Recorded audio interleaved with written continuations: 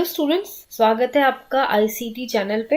तो बच्चों, आज हम डायरेक्टरेट ऑफ एजुकेशन की वर्कशीट नंबर 22 डिस्कस करेंगे, जो कि 14 दिसंबर यानी मंडे की वर्कशीट है और सब्जेक्ट है इंग्लिश। और ये वर्कशीट क्लास 6 के स्टूडेंट्स के लिए है। तो बच्चों, इसके साथ ही क्लास 7 और क्लास 8 के इंग्लिश सब्जेक्ट की वर्कशीट्स के लिंक्स भी आपको वीडियो के नीचे दिए हुए डिस्क्रिप्शन बॉक्स में मिल जाएगी। तो वर्कशीट को शुरू करने से पहले अगर आप चैनल पे नए हैं तो चैनल को जरूर सब्सक्राइब करें और इसके साथ ही बेल आइकन को भी दबा दें, ताकि इस चैनल पे आने वाली सारी वीडियोस की नोटिफिकेशन आपको सबसे पहले मिल सके। और बच्चों, आप इस वीडियो को शुरू से लेके अंत तक बिना फॉरवर्ड किए पूरी देखें। इससे आपको वर्कशीट अच्छे से समझ में आ जाएगी और उसके बाद ही आप क्वेश्चंस को नोट डाउन करें। वीडियो को पॉज करके या रिप्ले करके फिर क्वेश्चंस को कॉपी में अपने नोट डाउन कर लें। तो चलो, let us start with our video. तो फर्स्ट ऑफ ऑल आपको वर्कशीट में यहाँ पे अपना नाम लिखना है और यहाँ पे आपको अपनी क्लास टीचर का नाम लिखना है। तो आज का हमारा लेसन है फेयर प्ले।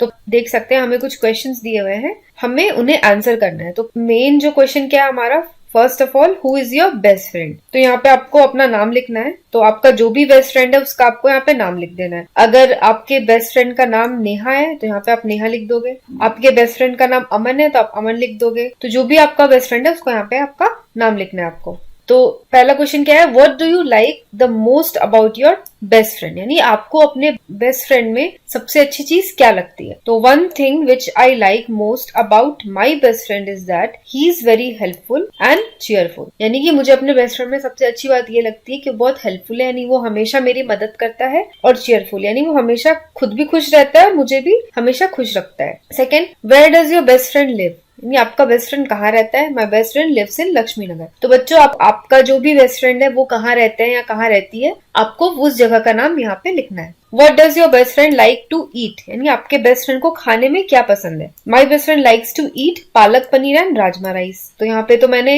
पालक पनीर और राजमा चावल लिखे हैं। आपके बेस्ट फ्रेंड को जो भी डिश पसंद हो खाने में उसका नाम आपको यहाँ पे लिखना है। Fourth is, which is your best friends favourite subject. तो आपके बेस्ट फ्रेंड का फेवरेट सब्जेक्ट क्या है वो आप बताना है आपको।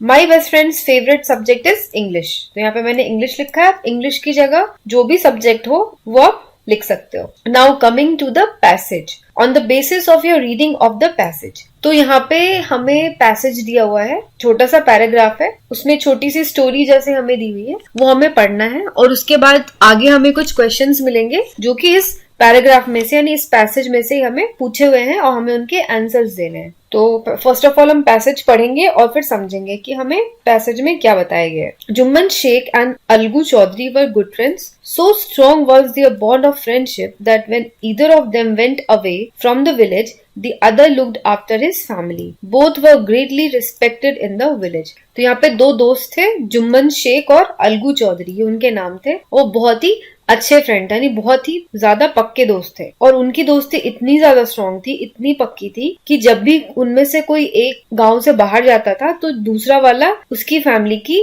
देखभाल करता था। यानी अगर जुम्मन शेख को कहीं बाहर जाना है गांव से तो अलगू जो है वो जुम्मन की फैमिली का ख्याल रखता था। Juman had an old aunt who had some property. This she transferred to him on the understanding that she would stay with him and he would look after her. तो यहाँ पे बच्चों हमें ये बताया गया है कि जुम्मन जो है उनकी एक पुरानी बहुत ही बूढ़ी आंट थी। तो वो जो बूढ़ी आंट थी उनके पास कुछ प्रॉपर्टी थी, तो वो प्रॉपर्टी उन्होंने जुम्मन के नाम कर दी, लेकिन शर्त ये थी कि जब तक वो है वो जुम्मन उन्हें अपने साथ रखेगा और उनका ख्याल रखेगा। तो इस शर्त पे ही उन्होंने जुम्मन के नाम पे अपनी प्रॉपर्टी कर दी। The arrangement worked well for a couple of years, यानी ये जो अरेंजमेंट किया गया कि प्रॉपर्टी उनके नाम कर दी है जुम्मन के नाम, तो जुम्मन अपनी आंटी का, अपनी जो बूढ़ी आंटी है उनका ख्याल रखेगा। तो ये वाला जो एग्रीमेंट था दोनों के बीच वो कुछ सालों तक तो ठीक ठाक चला। देन द सिचुएशन चेंज, लेकिन कुछ सालों बाद क्या हुई, सिचुएशन चेंज हो गया, यानी बदल गया ये। Jumman and his family were tired of the old relative. Jumman became as indifferent to her as his wife, who grudged even the little food that the old lady wanted every day.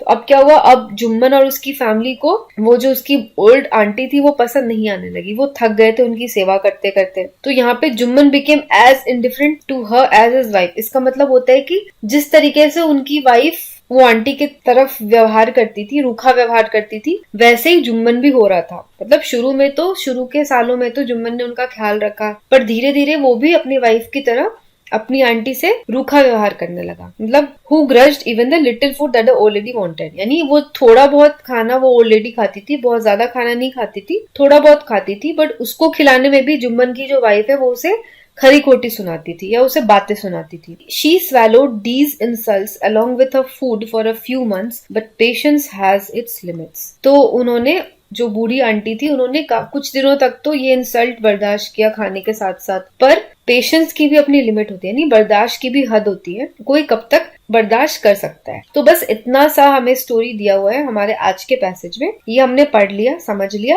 अब हम आगे question answers देखेंगे। Now fill in the blanks, you can take help from the box below. तो यहाँ पे fill in the blanks दिए हुए, sentences दिए जिसमें ब्लैंक्स है, और आपको ये वाले वर्ड बॉक्स में से वर्ड्स को चूज करके सही वर्ड को सही ब्लैंक में फिल करना है। तो फर्स्ट है हमारा, dash and dash were good friends. तो कौन थे? जुम्मन शेख और अलगू चौधरी। तो यहाँ हमने लिख दिया जुम्मन शेख एंड अलगू चौधरी। सेकेंड है, Jumman had dash who had some property. तो कौन थी वो?